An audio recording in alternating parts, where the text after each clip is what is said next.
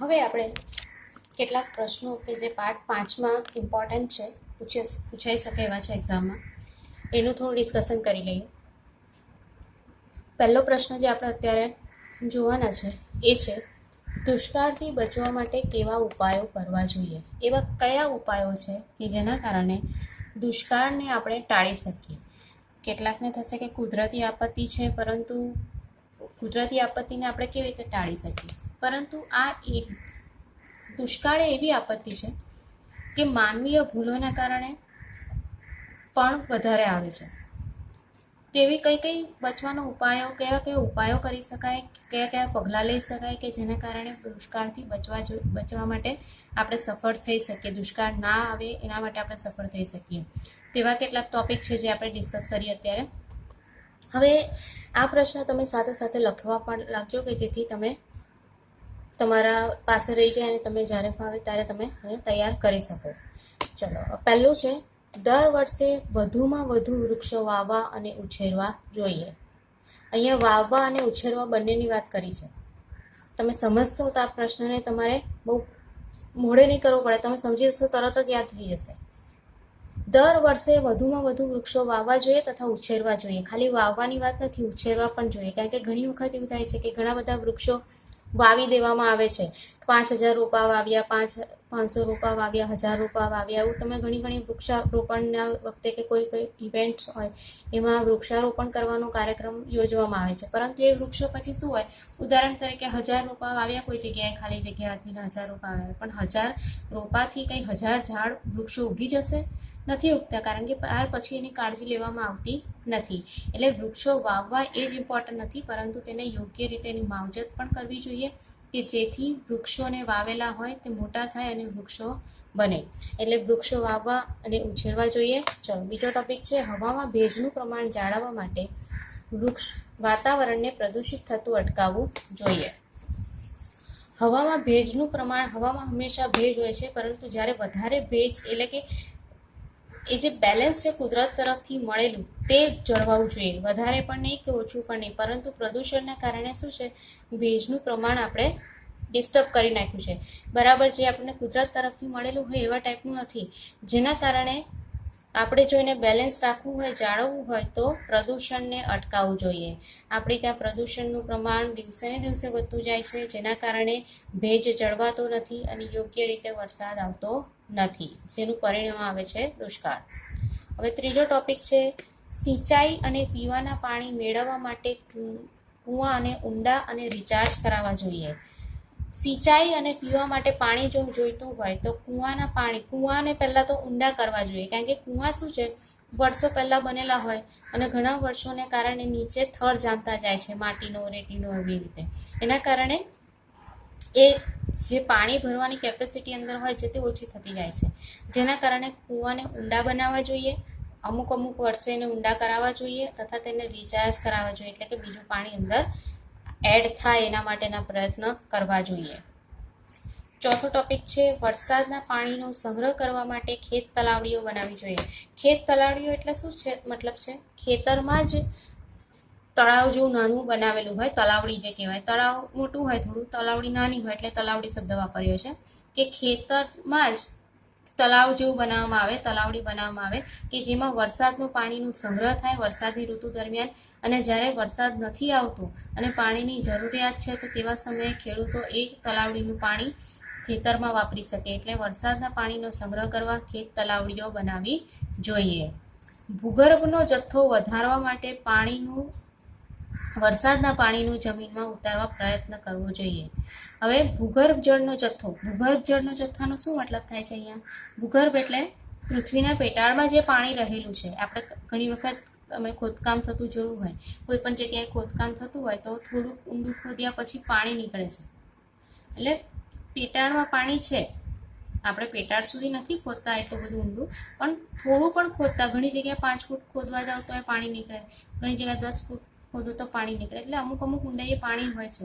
તો આવો ભૂગર્ભ જળનો જથ્થો જો વધારવો હોય તો વરસાદનું પાણી જમીનમાં ઉતારવા માટે પ્રયત્ન કરવા જોઈએ. ઘણી બધી સોસાયટીઓ હવે નવી બને છે, તેમાં આ પ્રયત્ન થાય છે કે વરસાદનું પાણી જમીનમાં ઉતરે એના માટે વોટર હાર્વેસ્ટિંગ જે કહેવામાં આવે છે, વોટર હાર્વેસ્ટિંગ. તો એના કારણે વરસાદનું પાણી જમીનમાં ઉતરે છે. આગળ છે વરસાદના પાણીનો વધુ સંગ્રહ થાય તે માટે તળાવો ઊંડા કરવા જોઈએ. વરસાદના પાણીનો વધુ સંગ્રહ થાય એટલે પાણીનો સંગ્રહ તો કરવો છે પણ વધુ પાણીનો સંગ્રહ થાય એના માટે તળાવો ઊંડા બનાવવા જોઈએ. હવે તળાવો શું છે કે વર્ષો પહેલાં બનેલા હોય, એમાં પાણી અંદર હોય તો આપણને ઉપરથી જોતાં તો તળાવ ઘણી વખત ભરેલું જ લાગે, પણ એનો નીચેનું જે સપાટી હોય ને તેના અંદર કાંપ છે, માટી છે, પથ્થરો છે, બીજા બધા કેટલા વર્ષોનું કંઈક ને કંઈક તત્વો અંદર પડેલા હોય, પદાર્થો પડેલા હોય, એના કારણે શું હોય નીચેની જે સપાટી છે તે ઉંચકાઈ ગઈ હોય, એટલે કે એના અંદર બધું ડમ્પિંગ જથ્થો બધો ભેગો થઈ ગયો હોય, એના કારણે ઉપરથી જોતા આપણને ખબર ના પડે પણ તે તળિયું એનું ઊંચું જઈ ગયું હોય, પાણી ભરવાની કેપેસિટી બધી ખતમ થઈ જતી હોય.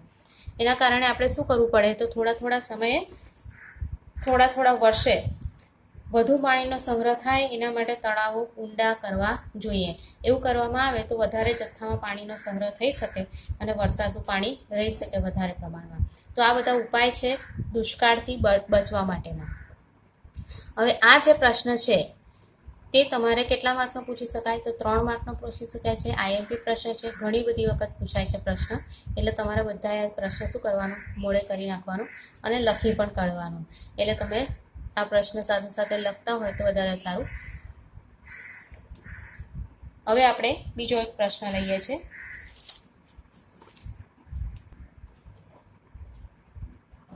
પ્રલયકારી મોજા. હવે ટૂંકનોંધ તરીકે પૂછાતો પ્રશ્ન છે. 2 માર્કનો પૂછી શકાય, ટૂંકનોંધ તરીકે પણ પૂછાય, પ્રશ્ન તરીકે પણ પૂછાય. સરસ પ્રશ્ન છે. હવે આ પ્રશ્ન શેમાંથી લીધો છે તો સુનામી નામની આફતમાંથી લીધો છે. કે સુનામી વખતે આપણે આગળ વાત કરી હતી કે પ્રલયકારી મોજા વિશે પૂછી શકાય છે. તો હવે આપણે જોઈએ તો સમુદ્રમાં વંટોળ કે ઝંઝાવાત પછી, ઝંઝાવાત એટલે વંટોળ જેવી જ વાત છે, ઝંઝાવાત પછી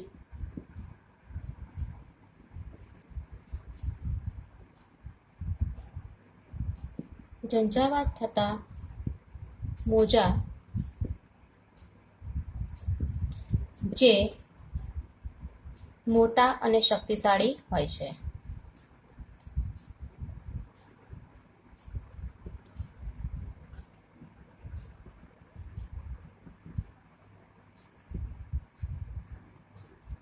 તોફાન શમી ગયા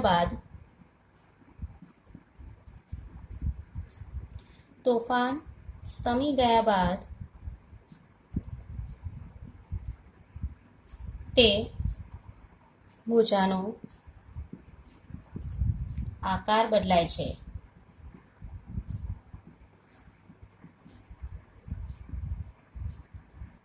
તે ઊંચા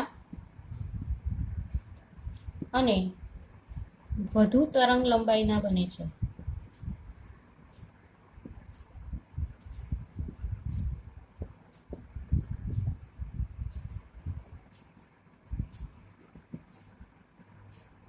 અને ઉદ્ભવ સ્થાનથી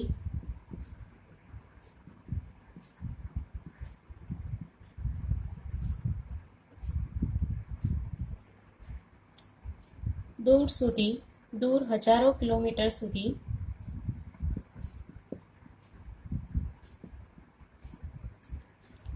ફેલાય છે.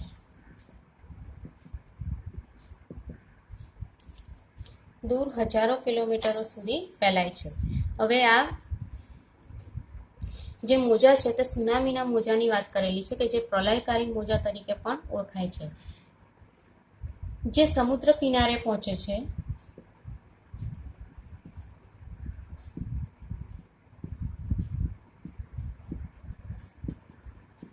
અને ભારે નુકસાન કરે છે કાં તો સર્જે છે.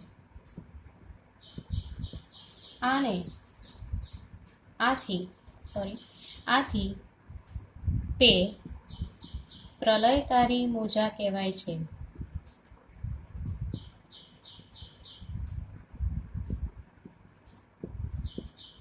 આમાં શેની વાત થઈ છે? તો આમાં સુનામીના મોજાની જ વાત કરેલી છે. સુનામી શબ્દ ભલે નથી આવ્યો, પરંતુ વાત એની જ છે કે સમુદ્રમાં જ્યારે વંટોળ કે ઝંઝાવાત થાય, ધારો કે વંટોળ થયું, ઝંઝાવાત થયું કે સુનામી જેવી કોઈ ઘટના બની, તો તે વખતે સમુદ્રમાં વંટોળ કે ઝંઝાવાત થતા મોજા જે મોટા અને શક્તિશાળી હોય છે, એ ઉપરાંત તોફાન શમી ગયા બાદ, એટલે બધું શાંત થઈ ગયા બાદ તે મોજાનો આકાર બદલાય છે અને તે ઊંચા અને વધુ તરંગ લંબાઈના બને છે. પહેલાં પણ મેં કીધું હતું કે જે મોજા હોય તેની હાઇટ વધી જાય અને વધુ તરંગ લંબાઈના, એટલે દૂર સુધી આવે. જ્યાં સુધી તટ પ્રદેશમાં એ આવતા હોય, કિનારા સુધી આવતા હોય, એના કરતાં છેક અંદર સુધી, શહેર કે ગામ હોય ત્યાં સુધી અંદર આવી જાય અને ઉદ્ભવ સ્થાનથી દૂર હજારો કિલોમીટરો સુધી તે ફેલાય છે, જે સમુદ્ર કિનારે જ્યારે પહોંચે છે અને ભારે વિનાશ કાં તો ભારે નુકસાન સર્જે છે. આના કારણે નુકસાન કરતા હોવાથી તે પ્રલયકારી મોજા કહેવામાં આવે છે. હવે બીજી કોઈક વખત પણ આપણે પેરેગ્રાફ પાડીને બીજું લખી શકીએ કે કેટલીક વાર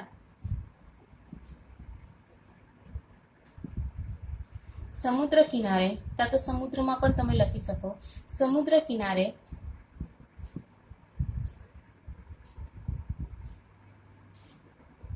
મોટી ખડક કે હિમશિલા અચાનક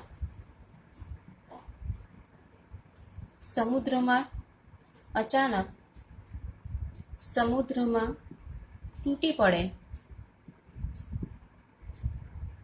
અથવા ઉલ્કાપાત થાય ત્યારે પણ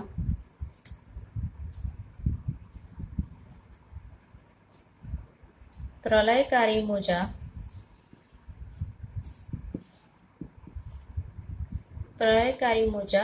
ઉત્પન્ન થાય છે. આવી રીતે આ પ્રશ્ન 2 માર્કનો પૂછી શકાય. આમાં તમારે સુનામીના મોજા વિશે જે આપણે સમજાયું હતું એ જ બધું લખવાનું છે કે જે કેવી રીતે તૈયાર થાય છે, શક્તિશાળી હોય છે, તોફાન શમી ગયા બાદ તેનો આકાર બદલાય છે, તે ઊંચા અને લાંબી તરંગ લંબાઈના બને છે, ઉદ્ભવ સ્થાનથી બહુ હજારો કિલોમીટર દૂર સુધી ફેલાય છે અને સમુદ્ર કિનારે જ્યારે પહોંચે છે ત્યારે ભારે નુકસાન કહેવાય છે. આથી તેને પ્રલયકારી મોજા કહેવાય છે.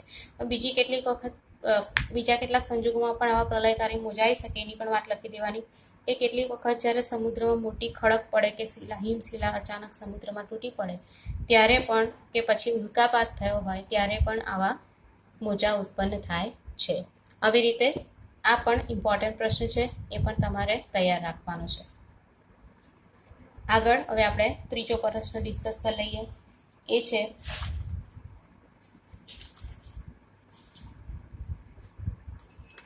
જ્વાળામુખી વિસ્ફોટની લાભદાયક અસરો.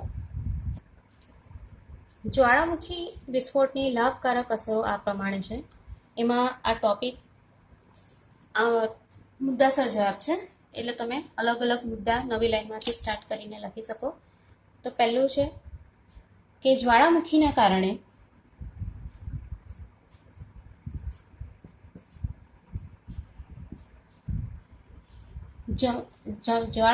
કારણે લાવા પથરાતા જમીનની ફળદ્રુપતા વધે છે, જેથી સારી ખેતી થઈ શકે છે. ફળદ્રુપતા વધવાના કારણે શું થાય છે? સારી ખેતી થાય છે, એટલે કે વધારે પડતો પાક લઈ શકાય છે. આ પ્રશ્ન 4 માર્કનો છે. ટૂંક નોંધ તરીકે પણ પૂછી શકાય, પ્રશ્ન તરીકે પણ પૂછી શકાય. 4 માર્કનો પૂછાય છે. મોસ્ટ આઈએમપી પ્રશ્ન છે, તો એ જોઈ લેજો, તમે બધા લખી લેજો. જ્વાળામુખીના ઢોળાવો પણ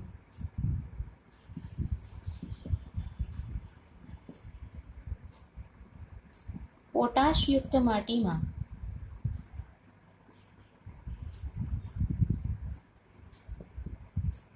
ખેતી કરી ખેડૂતો મબલખ પાક મેળવે છે. મબલખ પાક મેળવે છે એનો શું મતલબ થાય છે? વધારે પાક મેળવે છે, વધારે પ્રમાણમાં ઉત્પાદન થાય છે, મેળવે છે.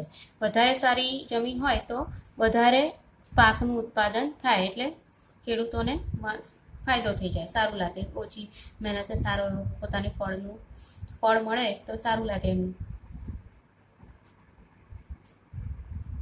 આગળ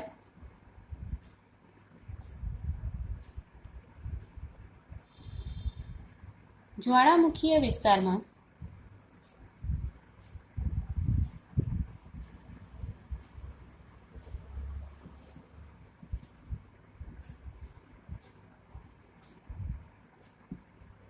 ગરમ પાણીના જરામાં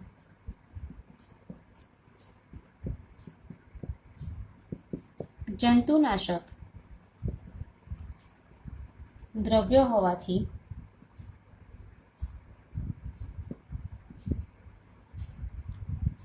ચામડીના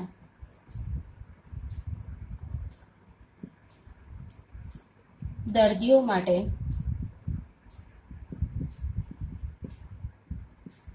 લાભકારક બને છે. ગરમ પાણી એ આશીર્વાદરૂપ બને છે દર્દીઓ માટે, કે જે લોકોને ચામડીનો રોગ હોય, કોઈ પ્રોબ્લેમ હોય તે લોકો માટે એ લાભકારક બને છે. આગળ છે જ્વાળામુખીના કારણે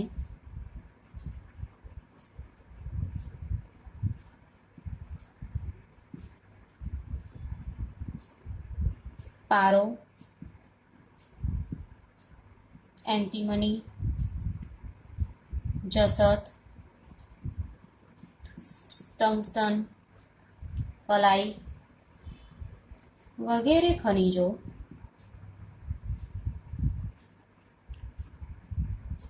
ભૂસપાટીની થોડી ઊંડાઈએ જ પ્રાપ્ત થાય છે.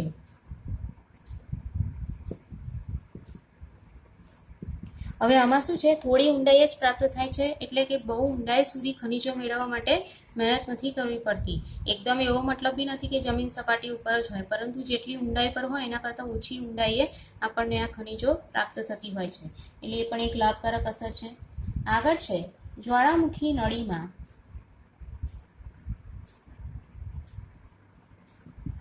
લાવારસ ઠરતા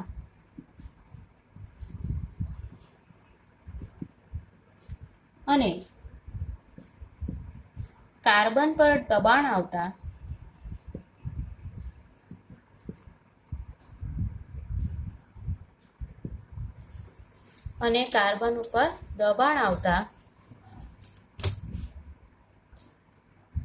સમય જતા તેમાંથી હીરા બને છે.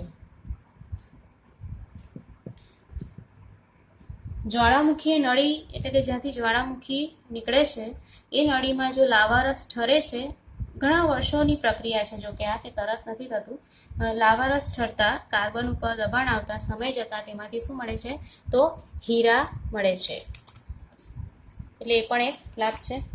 અને છેલ્લો જો મુદ્દો હોય તો જ્વાળામુખીમાંથી ફેંકાતા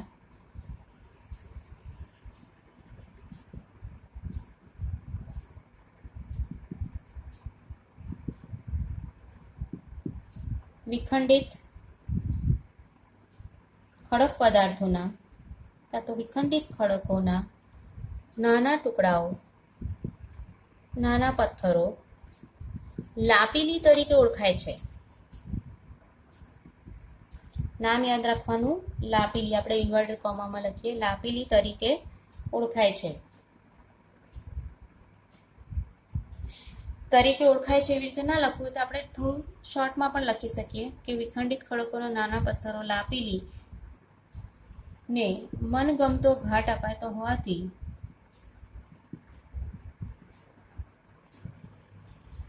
આપી શકાતો હોવાથી તે ઉપયોગી પુરવાર થાય છે. તો આવી રીતે આ 4 માર્કનો પ્રશ્ન આપણે તૈયાર કર્યો, એ પણ બહુ જ ઇમ્પોર્ટન્ટ છે. તમારે બધાએ લખી પણ કાઢવાનો અને મોડે પણ કરી નાખવાનો. ચલો ફરીથી ડિસ્કસ કરીએ. જ્વાળામુખીને કારણે લાવા પથરાતા જમીનની ફળદ્રુપતા વધે છે, જેથી ખેતી સારી થઈ શકે છે, એટલે વધારે પાક મેળવી શકાય છે. આગળ છે જ્વાળામુખીના ઢોળા ઉપર પોટાશયુક્ત માટીમાં ખેતી કરીને ખેડૂતો મબલક પાક મેળવી શકે છે. જ્વાળામુખીય વિસ્તારના ગરમ પાણીના ઝરામાં જંતુનાશક દ્રવ્યો હોવાથી ચામડીના દર્દીઓ માટે તે લાભકારક બને છે. પછી આગળ છે જ્વાળામુખીના કારણે ખનિજો જેવા કે પારો, એન્ટીમની, જસર, ટંગસ્ટન, કલાઈ વગેરે ખનિજો ભૂસપાટીની થોડી ઊંડાઈ જ પ્રાપ્ત થાય છે.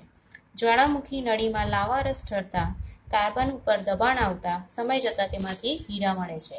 અને છેલ્લો ટોપિક છે કે પોઈન્ટ છે જ્વાળામુખીમાંથી ફેંકાતા વિખંડિત ખડકોના નાના પથ્થરો લાપીલીને મનગમતો ઘાટ આપી શકાતો હોવાથી તે ઉપયોગી પુરવાર થાય છે. આવી રીતે આ 4 માર્કનો પ્રશ્ન છે જે આપણે અત્યારે ચલાવ્યો. નવો પ્રશ્ન છે જ્વાળામુખી પર્વત કેવી રીતે રચાય છે. આપણે મોડે તો સમજાવેલું જ છે પણ પ્રશ્ન તરીકે હજુ નથી લીધું. તો જ્વાળામુખી પર્વત કેવી રીતે રચાય છે તે આપણે જોઈએ. તો જ્વાળામુખી પર્વત વખતે કઈ કઈ પ્રક્રિયા થાય છે તે આપણે લખીશું એમાં. તો પૃથ્વીના પેટાળમાં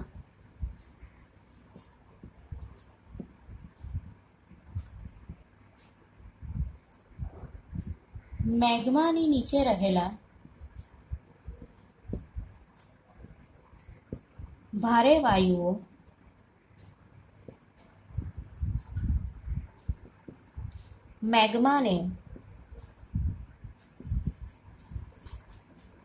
મેગ્માને ઉપર તરફ ધકેલે છે. વળી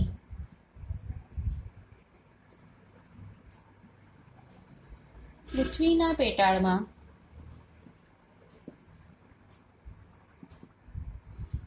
ઉતરતું પાણી વરાળ બની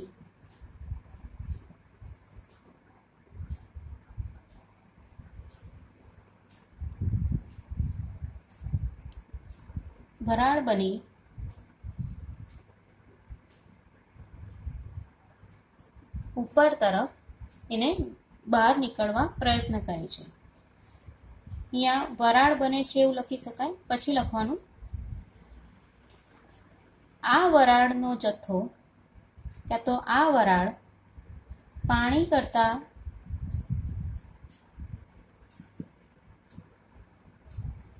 વધુ જગ્યા રોકે છે. તેથી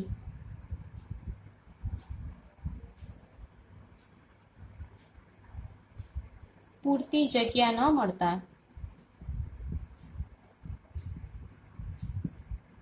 તે વેગથી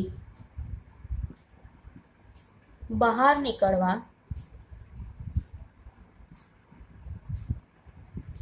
પ્રયત્ન કરે છે.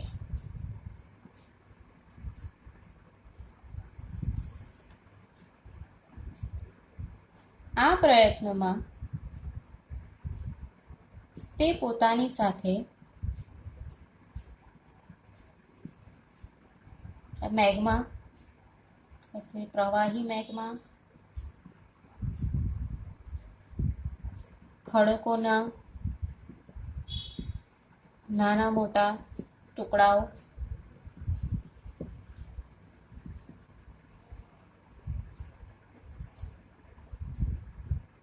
રાખ, વરાળ વગેરે ખેંચી લાવે છે.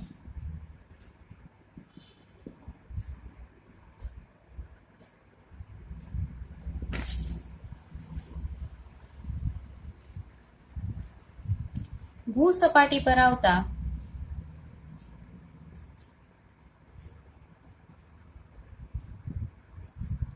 મેગ્મામાં રહેલા વાયુઓ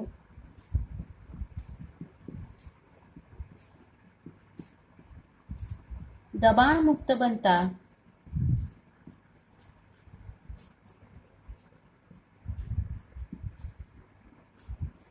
તે ભારે વિસ્ફોટ સાથે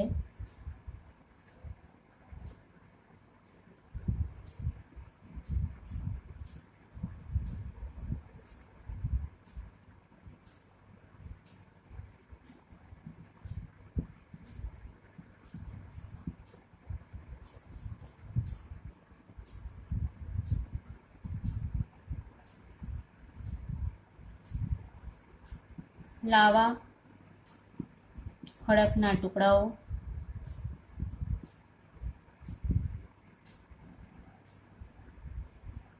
રાખ વગેરે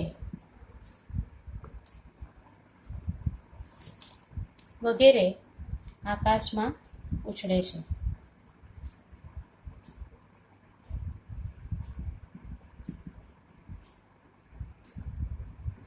આ બધા જ્વાળામુખીય પદાર્થો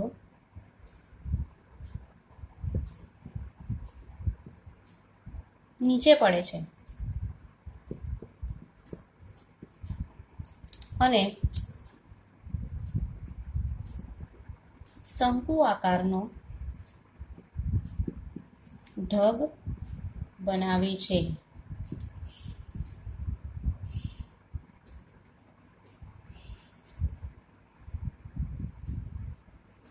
તેને જ્વાળામુખી પર્વત કહેવાય છે. આવી રીતે આ પ્રશ્ન છે, 2 કે 3 માર્કનો તમને પૂછી શકાય.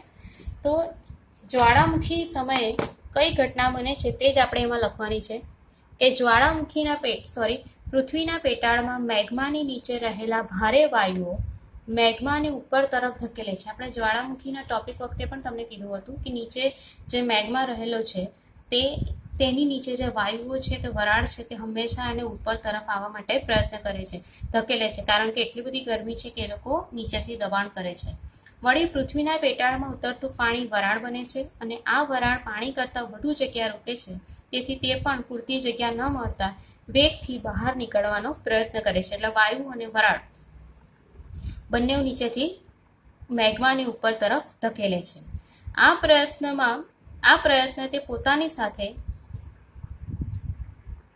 પ્રયત્નને કારણે તે પોતાની સાથે પ્રવાહી મેગ્મા, ખડકોના નાના મોટા ટુકડાઓ, રાખ, વરાળ વગેરે પણ ખેંચી લાવે છે. ભૂસપાટી પર આવતા મેગ્મામાં રહેલો વાયુનો જથ્થો જે છે તે દબાણ મુક્ત બનતા તે ભારે વિસ્ફોટ સાથે લાવા, ખડકના ટુકડાઓ, રાખ વગેરે આકાશમાં ઉછળે છે. અને આ બધા જ્વાળામુખીય પદાર્થો જ્યારે નીચે પડે છે અને શંકુ આકારનો ઢગ બનાવે છે, તેથી તેને જ્વાળામુખીય પર્વત કહેવામાં આવે છે. એટલે જુઓ, બીજી રીતે પણ આ પ્રશ્ન પૂછી શકાય. પ્રશ્ન એવો પૂછાય કે જ્વાળામુખી સમયે શંકુ આકારનો ઢગ શાથી બને છે. તો તમે એ પ્રશ્ન અહીંયા સુધી જ લખીને એન્ડ કરી શકો. જો પ્રશ્ન એવો પૂછાય કે જ્વાળામુખી પર્વત કેવી રીતે રચાય છે તો બધા જ લખવાના, પણ પ્રશ્ન માત્ર એટલો જ હોય કે જ્વાળામુખી સમયે શંકુ આકારનો ઢગ શાથી બને છે, તો અહીંયા પ્રશ્ન એન્ડ કરી દો તો પણ ચાલે, કે જેથી જે જ્વાળામુખીય જે પદાર્થો ઉછળે છે અને નીચે પડે છે જેના કારણે શંકુ આકારનો ઢગ બને છે, તો અહીંયા પણ એન્ડ થઈ જાય છે એટલે વાંધો ના આવે તમને.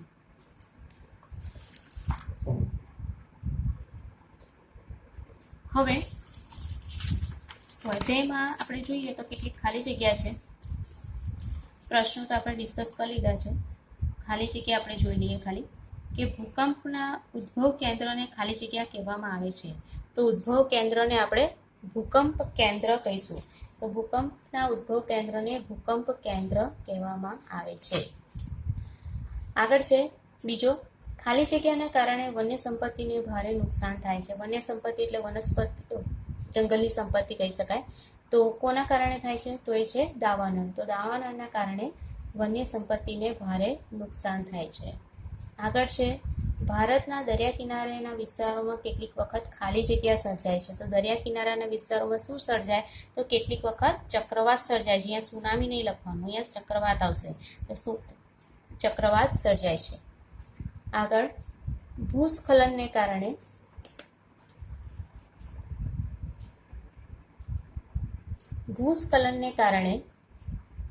ખાલી જગ્યા રેલવે વારંવાર ખોરવાય છે. તો ભૂસ્ખલનને કારણે કોંકણ રેલવે વારંવાર ખોરવાય છે. આપણે પહેલા પણ વાત કરી હતી આની, બરાબર છે. હવે આ બધું આપણે સ્વાધ્યાયના પ્રશ્નો પણ બધા લગભગ જોઈ લીધા. સ્વાધ્યાયના પ્રશ્નોમાં જ્વાળામુખી વિસ્ફોટના લાભ છે. ભૂસ્ખલન ક્યાં જોવા મળે છે? તો ભૂસ્ખલન અતિશય ભારે વરસાદવાળા અને ભૂકંપનીય વિસ્તારોમાં જોવા મળે છે. અને દુષ્કાળથી બચવાના પ્રયત્નો એ આપણે આમાં જ જોઈ લીધા, આ વિડીયોમાં જ જોઈ લીધા. એટલે લગભગ બધું પતી ગયું. હવે તમારે કેટલું આ પાઠમાં મોડે કરવાનું તે તમને કહી દઉં કે જે આપત્તિ છે, પછી એ ભૂકંપ હોય, જ્વાળામુખી હોય, પૂર છે, દાવાનળ છે, ભૂસ્ખલન છે, વાવાઝોડું, પૂર, એ બધાની વ્યાખ્યા તમારે તૈયાર કરવાની, જેથી કોઈ પણ વ્યાખ્યા પૂછાય તો પછી આવડવી જોઈએ. તો આ પાઠ 5 પ્રાકૃતિક પ્રકોપો અહીંયા પૂરો થાય છે. અને જેટલા પણ પ્રશ્નો આપણે લખાયા એ બધા તમારે મોડે કરવાના, જેથી આ પ્રશ્ન થઈ જાય. જ્વાળામુખી પર્વત કેવી રીતે રચાય છે એ પણ IMP પ્રશ્ન છે, લખી દેજો.